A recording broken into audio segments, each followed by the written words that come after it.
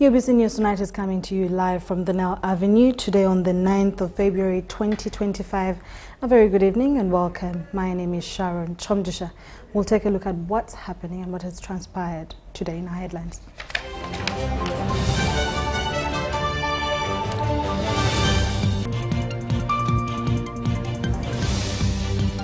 The Prime Minister Obnana Banja promises Mayuge District fishermen government support. Professor of Chemistry wants government to utilize professors' knowledge in publications. National Unity Platform puts leadership and representation to a test. While in more stories, Matani hospital patients fail to pay medical bills.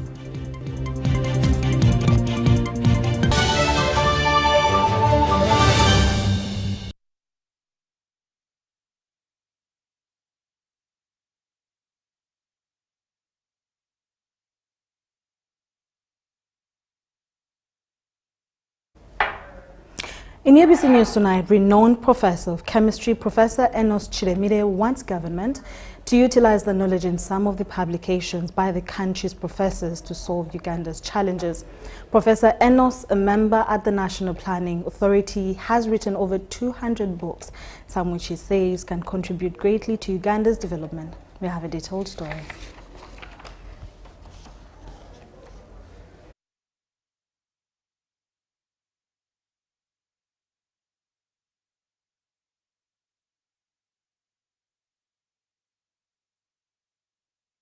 In biology, in geography. A born of Rukunjiri district in western Uganda, Professor Enos Chiremire is preparing to celebrate his 80th birthday this month. After completing his degree in chemistry at Makerere University in 1970, he secured an opportunity in Canada where he embarked on his PhD journey, and in 1977, he could not return to Uganda due to insecurity. He then sought opportunities in countries like Zambia and the University of Namibia before he returned after 47 years. This professor of chemistry was well received by his country, Uganda, and was incorporated as one of the authority members of National Planning Authority, NPA. Professor Enos Chiremire has written over 200 books, some of which he says can contribute greatly to Uganda's development. And I've even come up not only to tell materials which are metals or non-metals, but also to can tell compounds which are chemical, which can conduct electricity, which can be superconductors. Using this knowledge, you can tell. You give me the formula, I can tell this compound can conduct electricity. This cannot conduct electricity. Also to the compound. This metal has got high conductivity.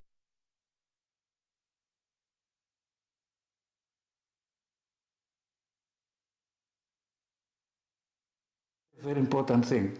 And further recently I've come up with a book that you can combine two different metals like zinc and scandium and create another metal, a hybrid, which has got particular properties. So in future, people will make more metals by combining. Or you take carbon and zinc and create a material which is alloy or which is metallic. So in future, metals will be made based on this knowledge in laboratories. You go to laboratory, you create copper, you make it. You go to laboratory, make iron. One of his publications, titled The Double Capping Theory, has sold 10 million copies internationally since 2018. Can you imagine this book, which is sold over 10 million copies in England at 82 US dollars, is about over 1 billion US dollars. Are you with me? Over 1 billion US dollars, one book. And if I was to get 12% of that, it's about 100 million US dollars. I would be having 100 million US dollars on my bank account here, but I've got zero. So, to me, this is what the exploitation of intellectual property. Publishers like Professor Enos Kremire play a pivotal role in the dissemination of knowledge and information through the production and distribution of educational materials and research findings. So I want people to get interested. It is that interest, that love for knowledge, that love for science that is going to push Uganda ahead. So I would like to Ugandans, even the minister, say, let's start publishing here. Let's invest money and start publishing these books. I have them in my computer. I didn't bring here. It's in the office. I'm in my house. Can we publish these books here? Can you create lecturers or students who can be taught by this gentleman? All I need is just a little money to buy chalk and a pen. Professor Enos Kremire has now urged the government to use the knowledge in the publications like his to tackle some of the country's challenges. Adia Nakuti, UBC. The medical superintendent St. Kizito Hospital, Dr. Katerega Matani, has decried inadequate funding, which has affected staffing and infrastructure development at the hospital. He says patients are paying for most services they cannot even afford.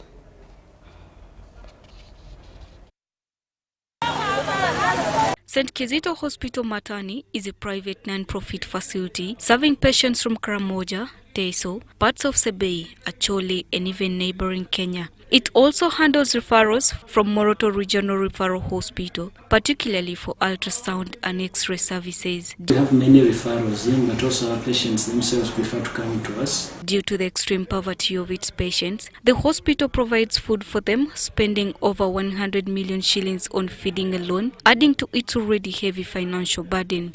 So you find the hospital feeds more than 100 patients every day. And not just the patients, but sometimes also their caretakers or their family.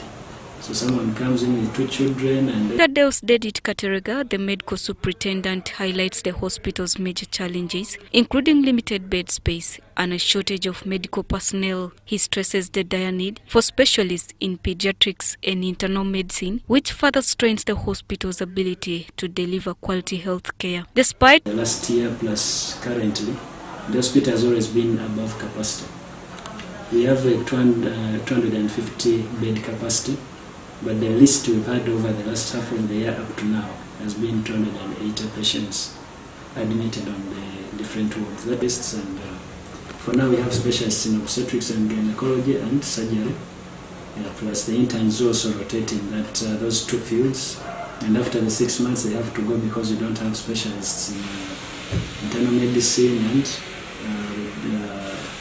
and pediatrics. Despite these constraints, Dr. Katerega explains how the hospital continues to function under difficult circumstances. However, our medical officers and their ability to learn as much as they can and also work as much as they can. And then the different consultations from the different areas. So when a challenge happens, we consult from within, but also able to call a colleague who is not here, a pediatrician or an internal medicine specialist from another place. Without adequate funding, its ability to provide essential health care services remains at serious risk. Areas are completely free.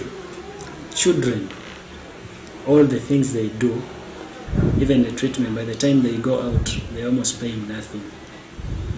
Any child below the age of 12 is almost paying nothing by the time they go out. So those are almost given for free. They're given free services. When you go to maternity ward, whether it's a delivery or cesarean section, any of those things, paying 15,000 shillings. Okay, and then they're able to go with everything they have done. They get surgeries and they pay little, because a surgery which would have cost about going for the simplest, which may be about 300,000 shillings, they pay maybe 50,000. And that's all, because we know they can't afford. And many times we are doing Guilty urgently requires at least 5 billion shillings annually to sustain operations and improve services. Really asking, or what we are pushing for, is that with the different partners that we have, the Ministry of Health, Government of Uganda and the different ones, the district plus all those others who come in, including the internationals, that we may find a lasting solution to being able to handle the running costs. Maureen Gal compiled the story for UB. In more stories, National Resistance Movement Deputy Secretary General Rose Namayanja Nsereko has commended the mothers and fathers unions in charge for their contributions in nurturing young people to become responsible and fruitful citizens. Namayanja made the remarks at St. John's Church, Nakanyonyi in Mukono, as they raised funds for the mothers and fathers union activities. Meanwhile, in his sermon, Reverend Jesper Cheyune urged the faithful to be kind to each other and to make sure that they're there for each other.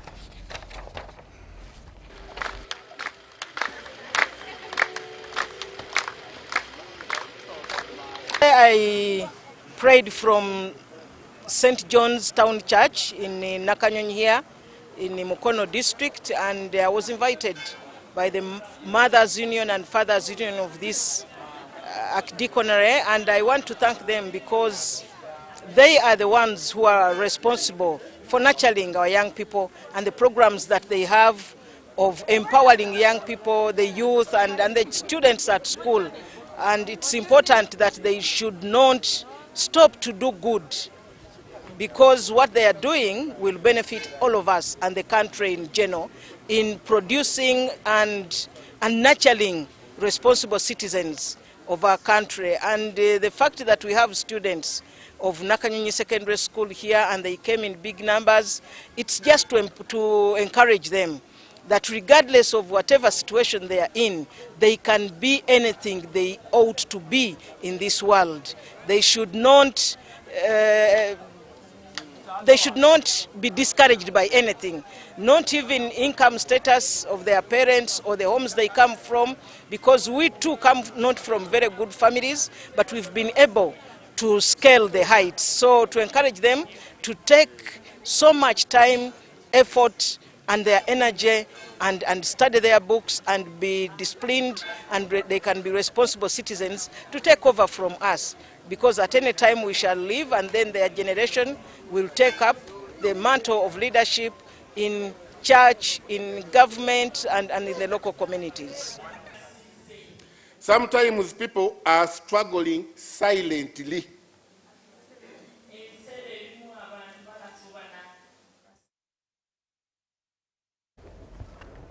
Outgoing Ambassador of South Sudan to Uganda, His Excellency Simon George Deng, has applauded Uganda for the support rendered to the South Sudanese community in Uganda.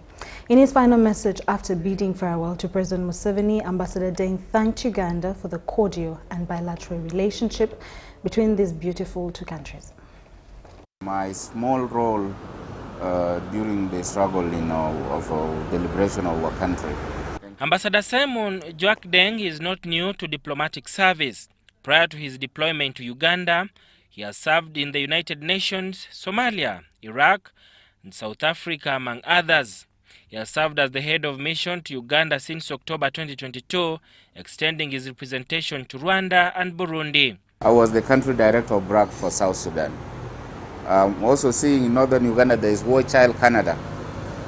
I was also the country director of War Child Canada, South Sudan, deputy country director of TIAFAN, country director of a medical organization called CCM. It is a career that he started from scratch, having had his first service in the South Sudanese Army. He was recruited as a child soldier into the Transition Army during the era of John Garang Dimabio. So I was a Kadogo of South Sudan. When I left the military service, I left at the rank of captain.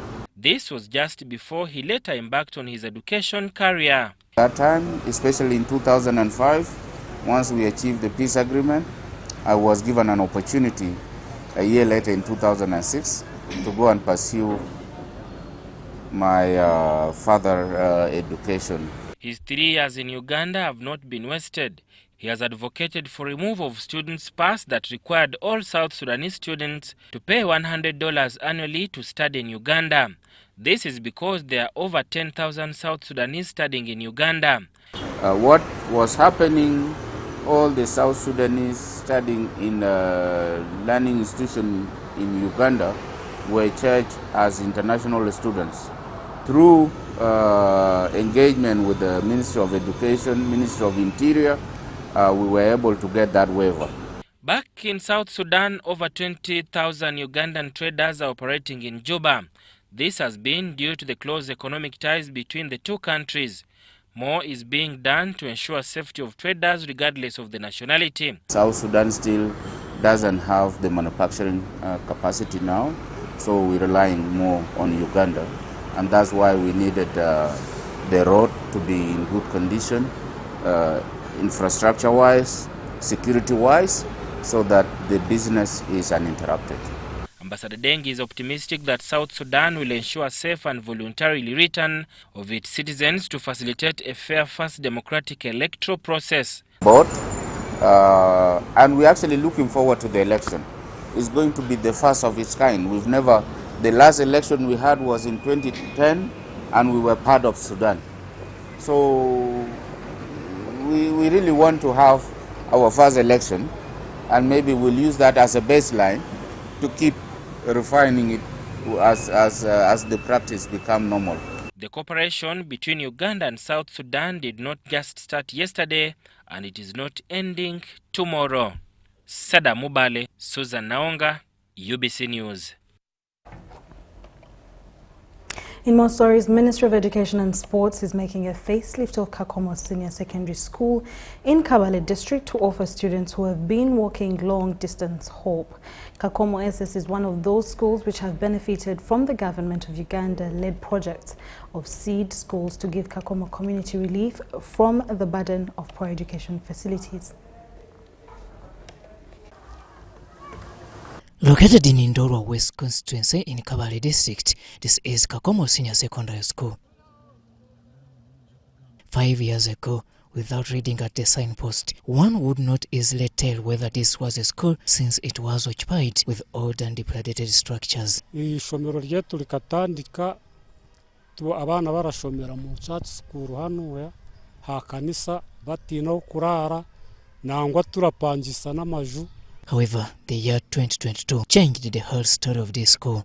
With the help from government and our area MP, Honorable David Bahati, the school has been able to put up structures. In 2022, they put up the laboratory and classrooms, and now in this 2024, they are erecting 2 classroom block, 1 multipurpose hall, and an ICT library block. Although the upgrade is not yet at 100%, but the administrators are quick to report how life has rapidly changed at this school. So we are really very grateful because that has been able to help us even improve even the enrollment.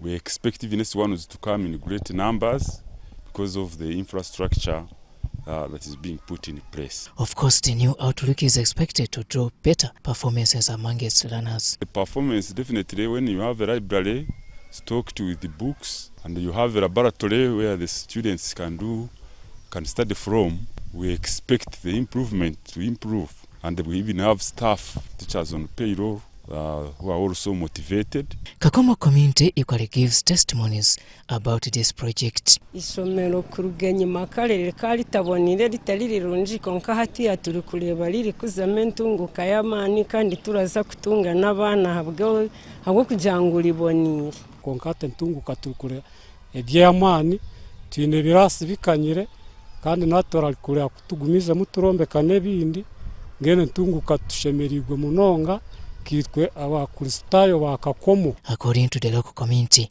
the facility will now save students from trekking long distances in search for quality education. Abana bitu bakaba barabonabona hako urugendo rwaruririye ngo kuruga Kakomo bakashuma za Kabale secondary bakazaza muri misomo konka hati chance yitwine abana bitu bali mukasheshe banabe besige banywe cyo kunywa baze hihi bashomere hihi. Ndora West Member of Parliament Honorable David Bahati has been at the center of lobbying supports from the government of Uganda. It has not been easy because, as you see, we are getting these structures in phases. So I think our Honorable MP David Bahati follows this up, lobbies for us, for the school and the community, and then we get allocations in phases. Just adjacent to Kakomo SS is Kakomo Primary School, an institution where State Minister for Trade, Industry and Cooperatives David Bahati started his education. Robert Nyango, UBC News. The State Minister for Lands, Dr. Sam Mayanja, has applauded Pastor Paul and Olivia Msisi for promoting and advocating for the rights of people with disabilities. He was presiding over the annual event for persons with disability at Kagula Kachiri Town Council. Now, he was presiding over the annual events for persons with disability at Kagula, Wakiso District.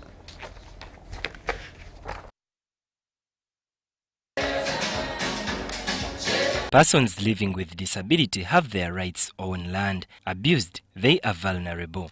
In Wakiso District, pastors Paul and Olivia Musisi have been advocating and promoting PWD rights to land.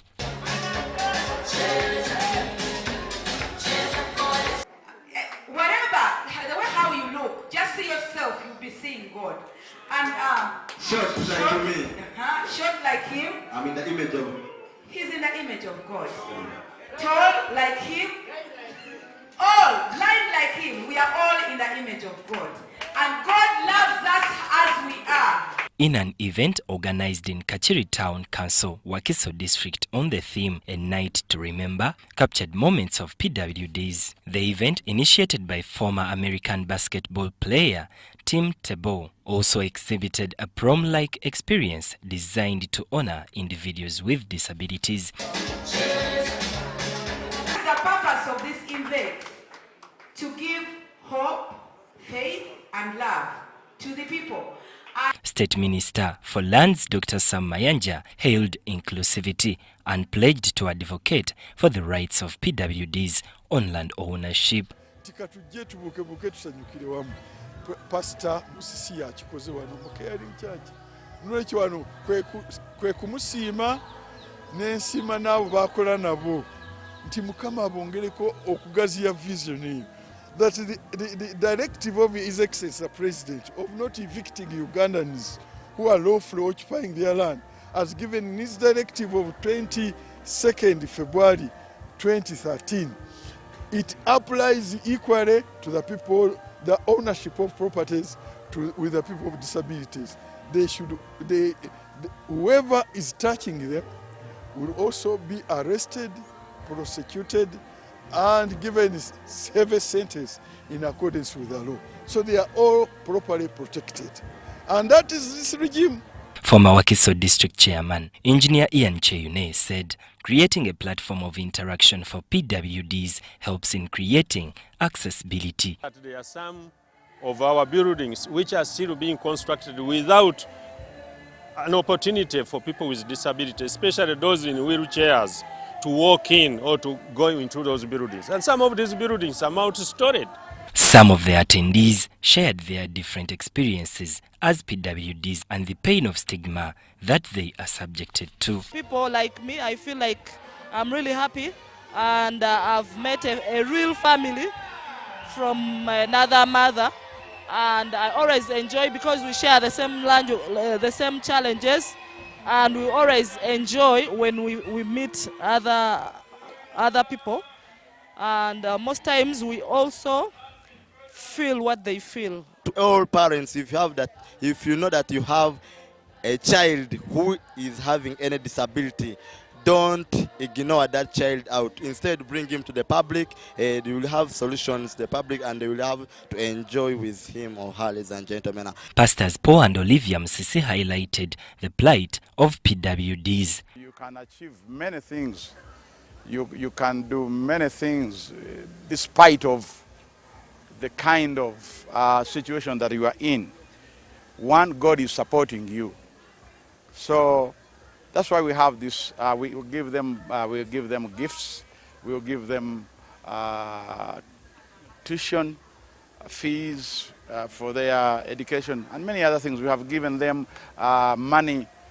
Benon Mokwaya and Jamil Sekaja, UBC. We'll take a short commercial break and we'll be back with more news.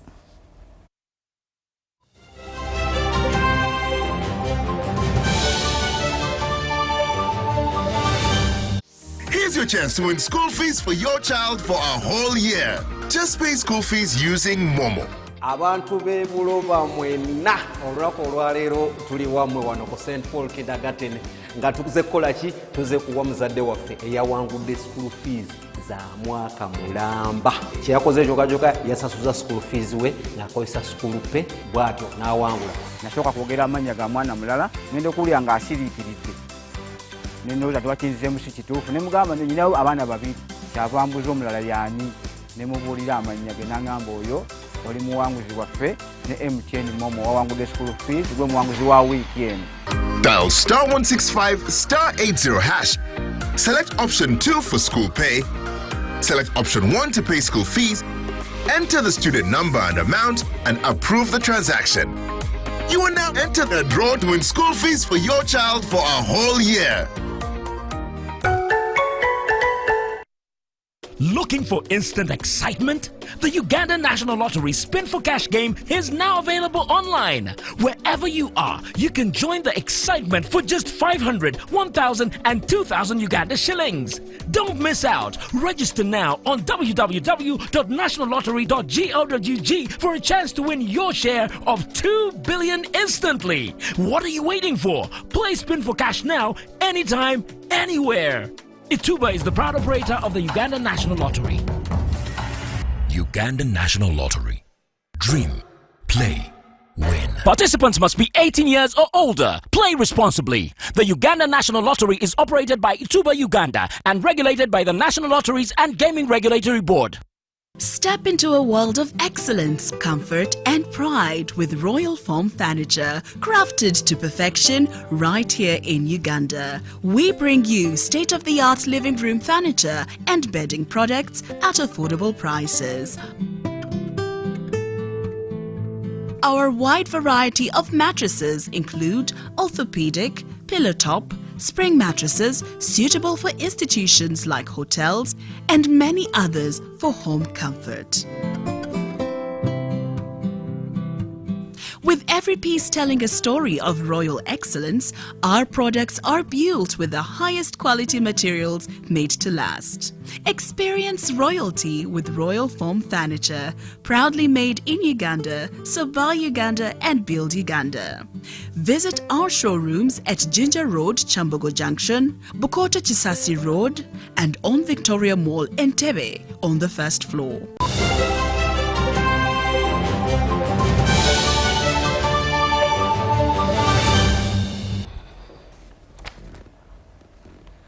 Welcome back from that short commercial break. Following the submission of Education Policy Review Commission report to the Minister of Education and Sports, we bring you the proposed recommendations the Commission envisages will form the basis of Uganda's next government white paper on education.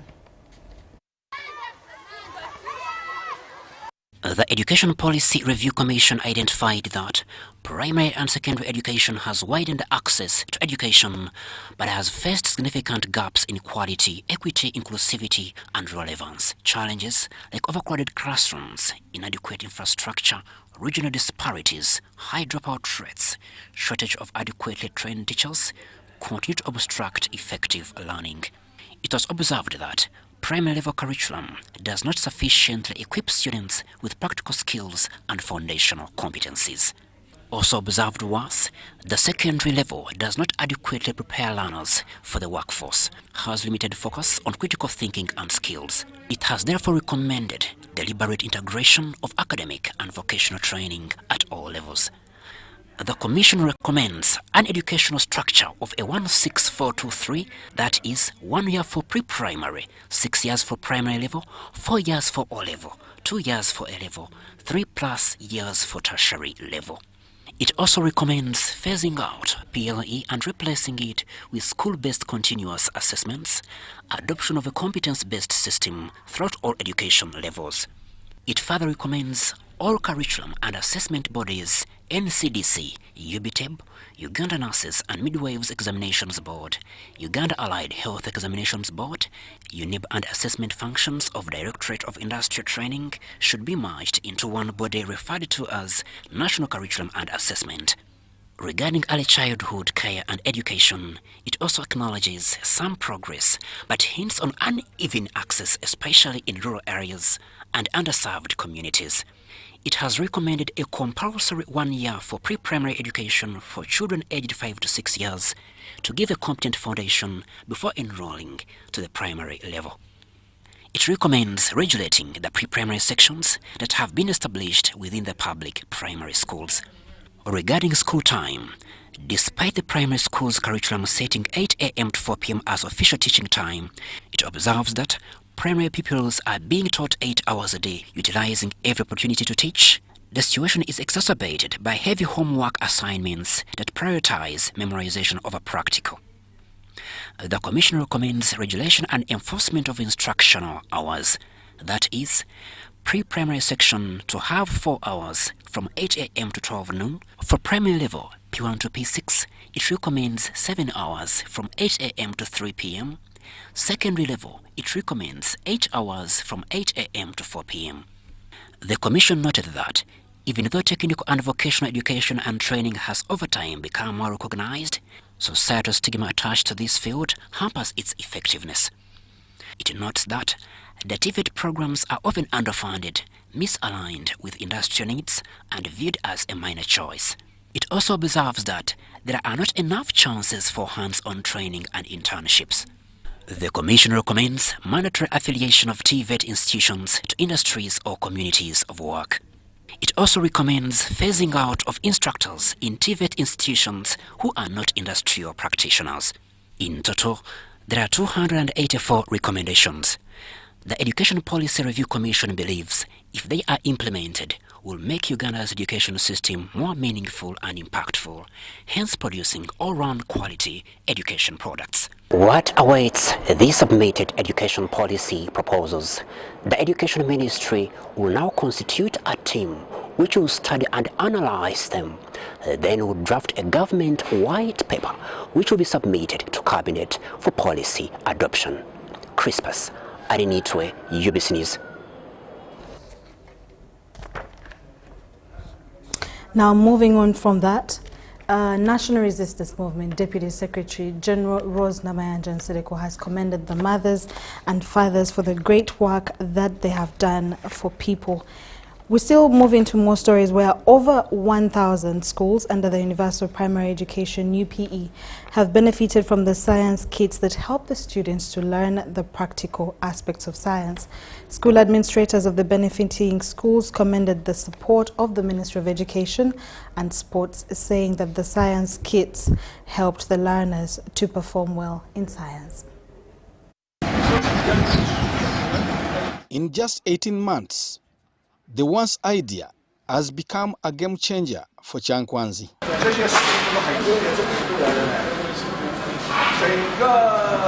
The Shanglong factory, established by the Chinese investor Mr. Shang, specializes in sustainable household goods and is an opportunity for the local and international community. It has managed to give jobs, to create employment to young generations in here in Chankwanzi. With over 1,000 employees who previously struggled to find suitable jobs, and security. When these boats come out, they don't just be within here. These expectations are that we can send them out, then we do very big international businesses within Africa and the outside world. Uganda's government commitment creates a business-friendly environment for investors. Uganda's pro-business policies and strategic location make it an attractive destination for investment. We know how important foreign direct investment is for our development here in Uganda. And as the Consul General in Guangzhou, it is my role to attract more investors and to promote Uganda as a business and investment destination for our Chinese people.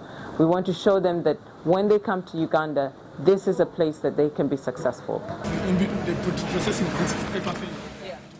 Shang says investing in Uganda is a rewarding journey. The support from the Uganda's government encourages investors to expand their businesses. 我原计划是到东非、西非去考察的。我准备去的是肯尼亚。 His initial plans was to move to East Africa, either East Africa or West Africa, to go to Kenya, to go to Tanzania, to go to Gabon, to go to those other West African countries and Central Africa. But when the ambassador of Uganda in China went 4 times, visited him 4 times, and talked about the Ugandan life, got interested, and then now he had to come to Uganda and set up a company within here. It was wonderful to go to Mr. Shang's factory and to see the number of people that he's employing. Women, men, it's so beautiful to see how he has invested in that area. He's talking about expansion and increasing the number of people that he'll be employing. So it was just wonderful to see somebody that I spoke to in China realize his dream here in Uganda. As Uganda positions itself as a strategic investment hub in Africa, such partnerships drive economic growth, empower communities, and build the future. Joseph Bule, UBC, Chankwanzi.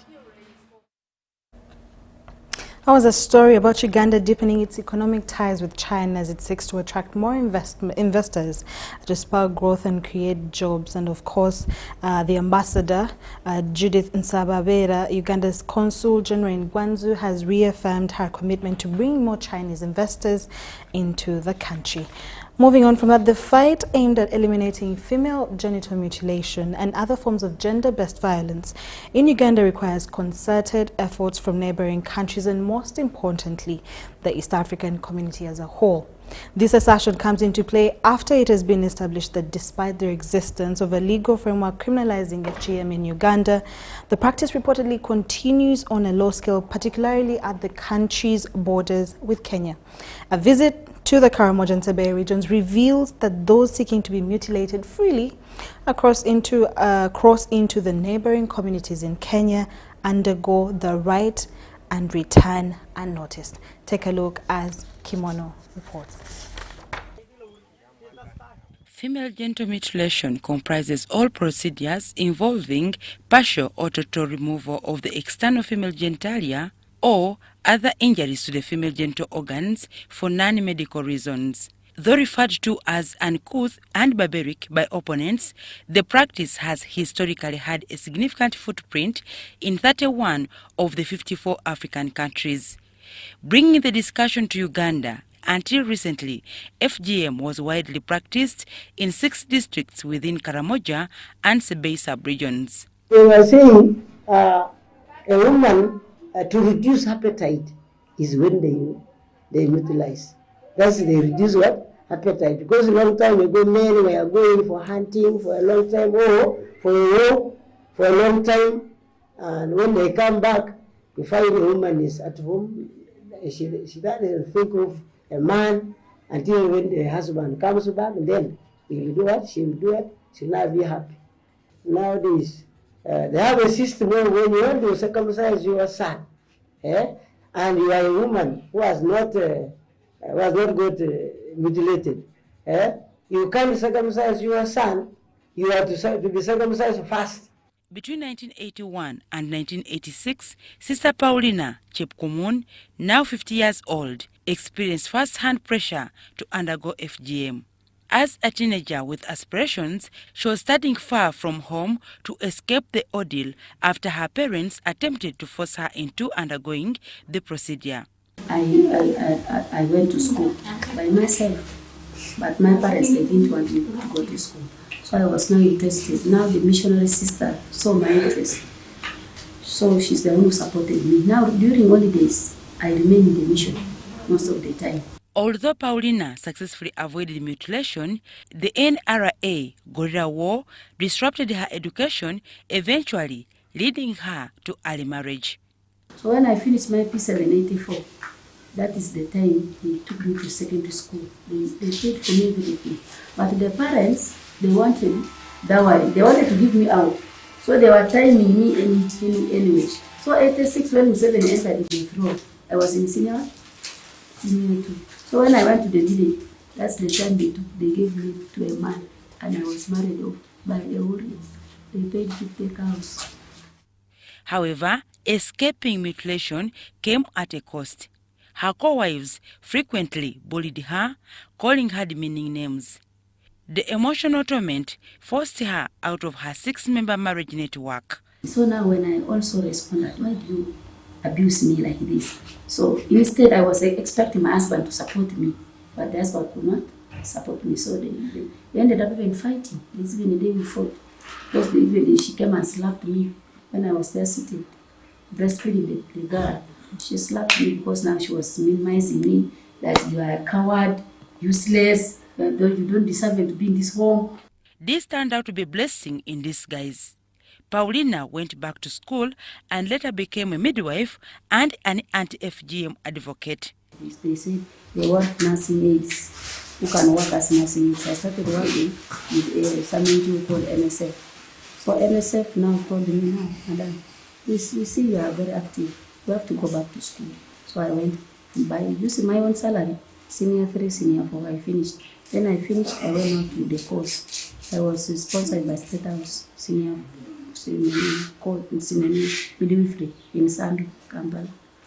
After now my course, I now started working. Today, she educates young girls, particularly new mothers, about the dangers of FGM. Medically, FGM is known to cause severe bleeding, complications in urination, infections, and childbirth difficulties, which can contribute to newborn deaths.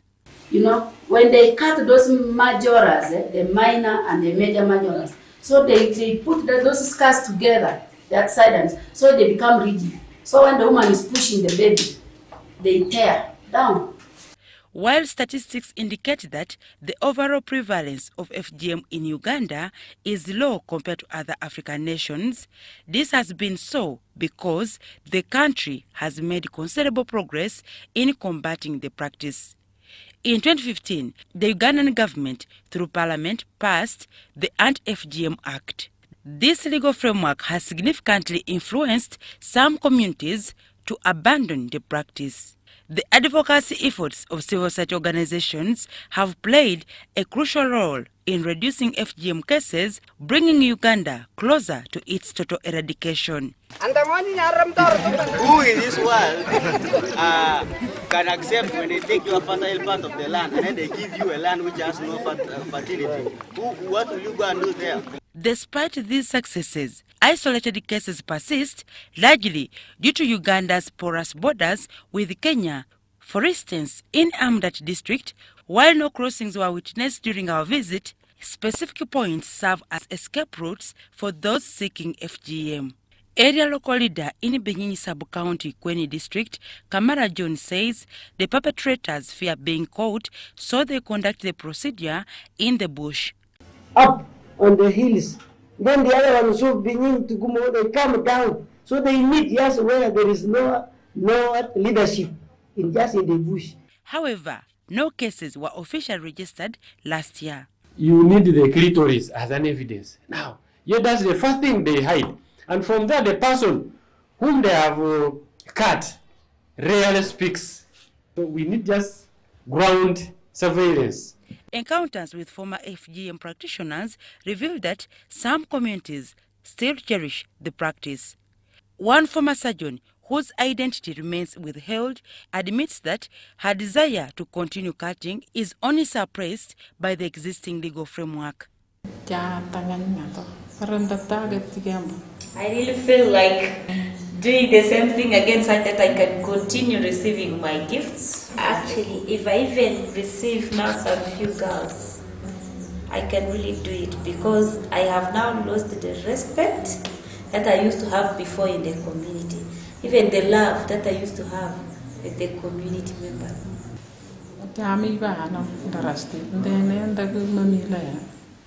She openly accuses anti-FGM activists of interfering with her income-generating activity. At Chepkwasta Health Center 3 in Ibuko district, reports indicate that some traditional birth attendants still perform FGM under the guise of assisting expectant mothers during delivery. They assume that the mother is facing the pain of childbirth, but in other words, some tend to mutilate as the mother is what? In that pain.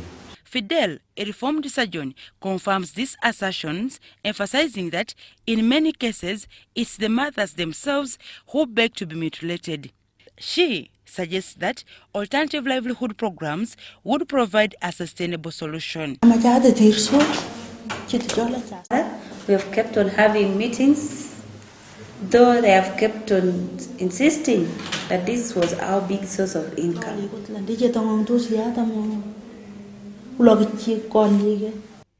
To effectively stamp out FGM, experts argue that Uganda alone cannot win the battle. Patricia Nangiro, a sexual reproductive health and gender-based violence program analyst at the United Nations Population Fund, UNFPA, advocates for a regional legal framework through the East African community to combat the practice effectively. We have ensured that we have community surveillance teams on the ground who are at least ensuring that they are monitoring the trend, how it's happening, and they are able to at least notify or report. But also the challenges is that we also have FGM happening across the borders currently. People moving from Uganda to the Kenya side, especially in the West Pokot area, since it's the one bordering the FGM communities in Uganda. So you find addressing cross-border FGM is quite a challenge. You might get culprits moving to the other side, like perpetrators, the cutters, the cutting being done the other side, and how do you bring those people to book on the Uganda side? So also to address such kind of a challenge, as a country right now, there is consultation going on with the East African Legislative Assembly to make sure that a law is put in place that will be addressing cross-border FGM across different countries, not only between Kenya and Uganda, but also it will include countries like Tanzania, Djibouti, Somalia, and all those. Female genital mutilation is just one part of the broader problem of gender-based violence in Karamoja and Sebei sub-regions. In fact, this thing... The story of Chemtai Rose Sudi, a retired teacher and a mother of 8, exemplifies a woman who has endured social injustices for 40 years due to cultural beliefs. Can you imagine a man whom I've produced 8 children from 84 up to now? The firstborn, I produced him in 1985. And this time now when I've become old, I'm growing even gray hair, is when the man is saying, you were just a friend, you just quit my place. I asked her the question, did you contribute towards the construction? And she said yes, because this man was the one keeping my ATM. But there is no evidence written that shows that he contributed. You know, that evidence is in form of either receipts or and that is what you must learn. Fortunately, support from UNFPA has significantly improved the lives of survivors like Chemtai, demonstrating the critical role international organizations play in addressing gender-based violence. Literally, she does not have any evidence towards her. But what was more in priority was protecting her life and being here, because she didn't mention, he went to lawyers, and lawyers wrote a letter. We are giving you 7 days to live here. You imagine, he went to a law firm. I had no option but to file a case immediately to seek for protection. And I am happy to report that I secured that order. And the survivor is happily at her home. She cannot be chased. And very interesting, because this man is living outside with a concubine, he's supposed to give her notice if he wants to visit home.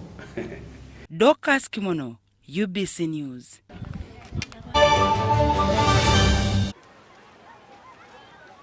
Lillian! Lily flower! A small seed. The cedar bus of beauty, the power bank of my heart, the sugar of my milk tea. I'm glad you're here.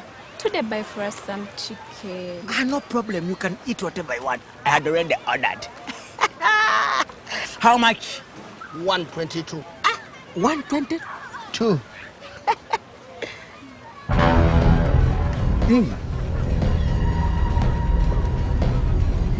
Now, what if I take this one and this one? And can I also borrow this one? How much now? When your money is not enough, don't hassle. We're sorting it with MTN Momo. Use the Momo app or dial *165 *5# to add call with Momo Advance and pay.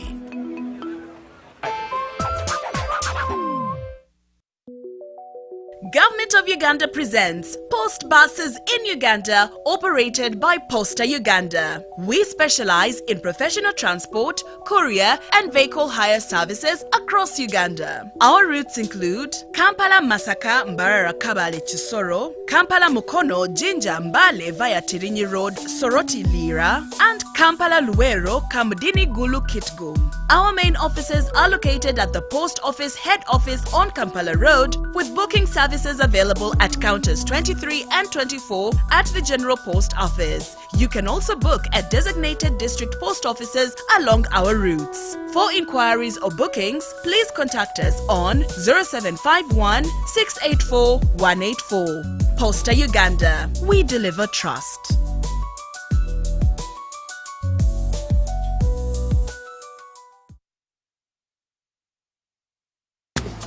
Mama Nat. How are you?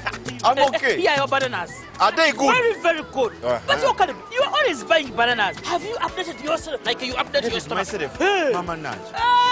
Look at this. My balance. The balance. Mama Nat to give you the balance. That is a criminal. You can register as a voter or check. Rukia, did you hear? What? Vote update is happening. If you don't register, who will vote for your honorable? Rasta. Zara, did you send that report? I forwarded your email this morning. Peter, can you imagine? I just verified my voter's details online. I just verified my voter's details online, and it's as easy as sending a WhatsApp message. Really? Online? Yes. Show me. Uganda, your vote is your voice, and every voice matters. From 20th January to 10th February 2025, you can register as a voter or check to update your voter details. Visit our update center within your parish. Call 0800-200-071 or visit www.ec.or.ug today. This message is brought to you by the Electoral Commission of Uganda.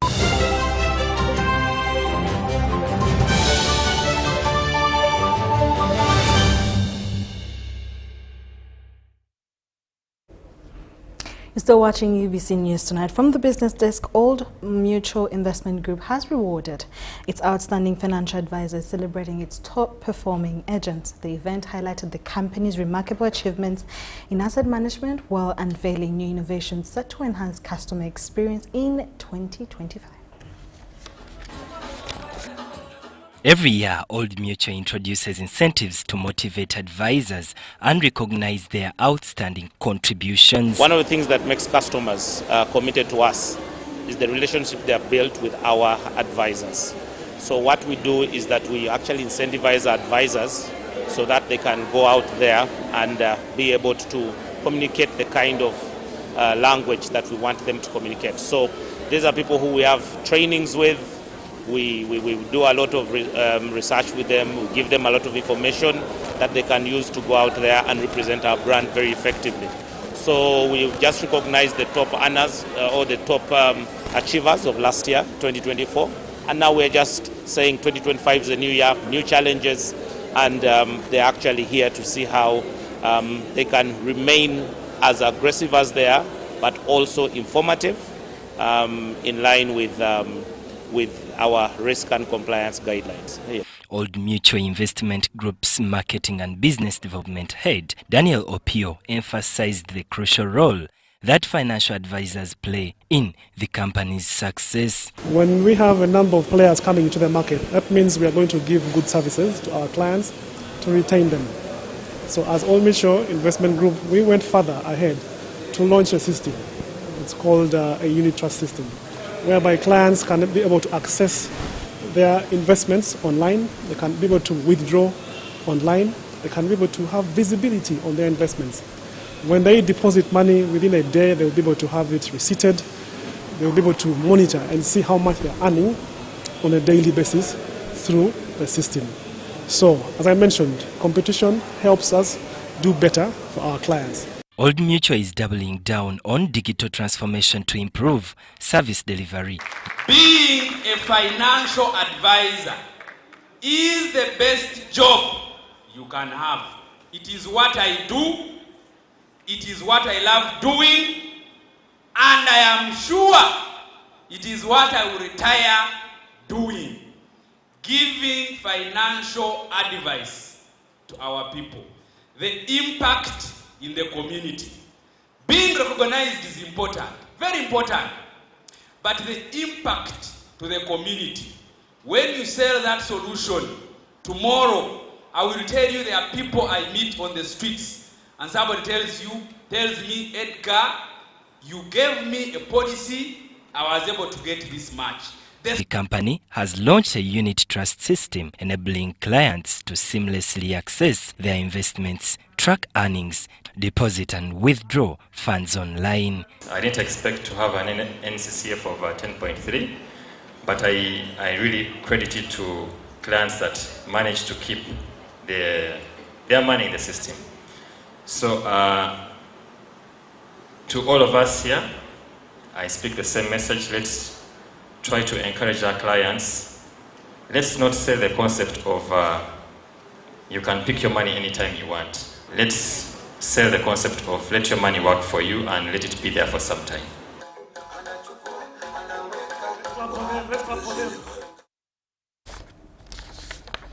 Now we'll come back from that. And in more stories, the flavor of Uganda-made coffee has drawn the attention of the world, with the latest being China.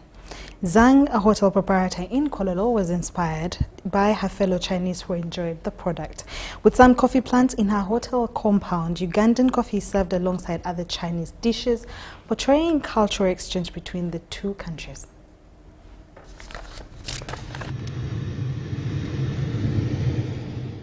In the heart of Kampala city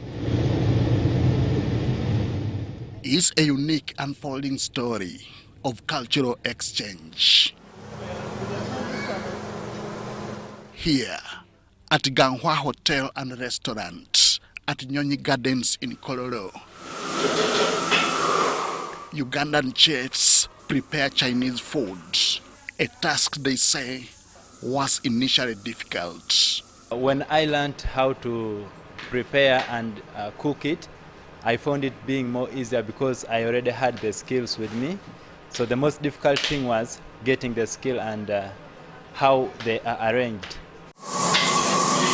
Today, no stereotype can separate them from Chinese cooking. We have Socrat bars. It is having a sour taste of there is fish, and it is having sour taste.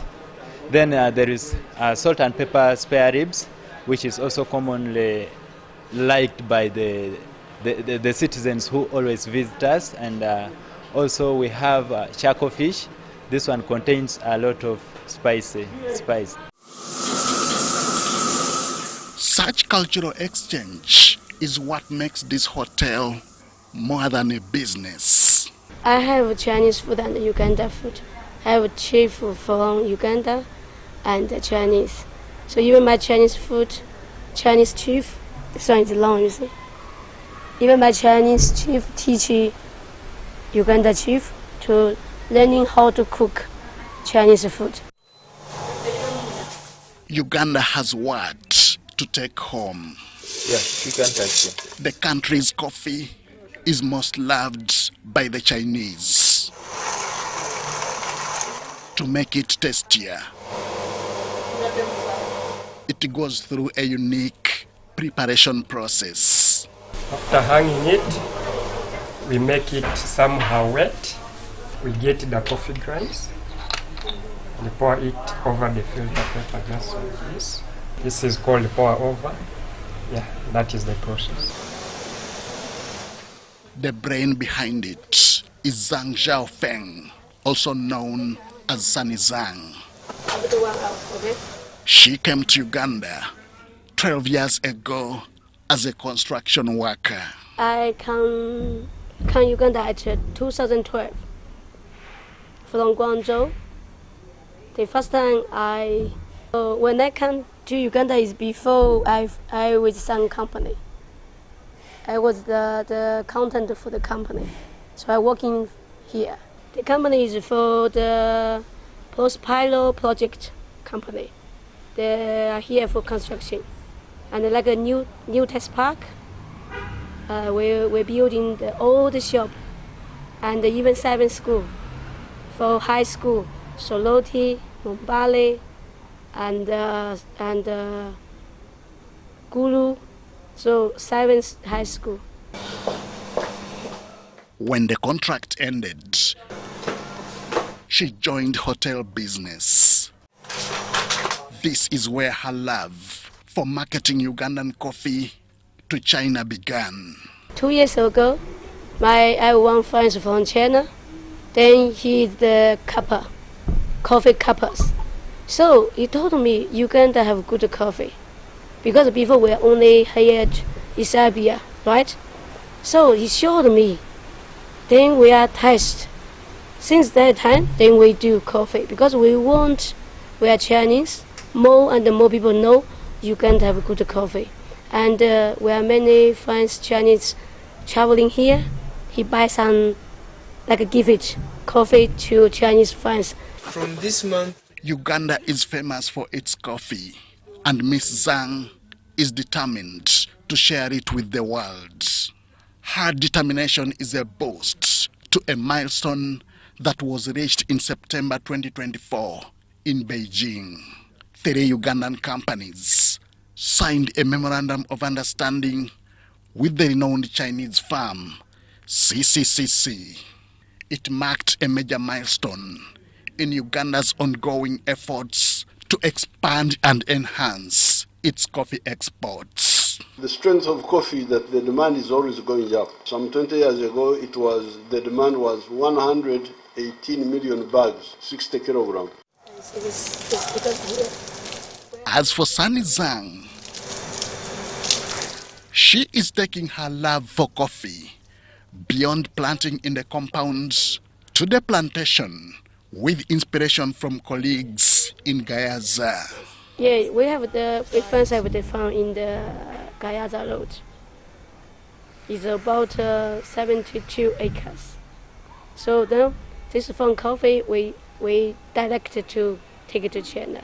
A cup of Uganda, a taste of China, is more than just a story about coffee and food. It is a testament to the power of cultural exchange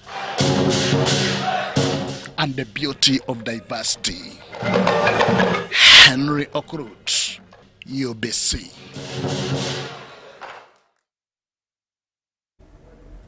Thank you so much, Henry Okrut, and we're glad that there's love for the Ugandan coffee. That's all we had for you. Thank you so much for watching. Do join me later on at 10 p.m. for more news coming your way. My name is Sharon Chondisha.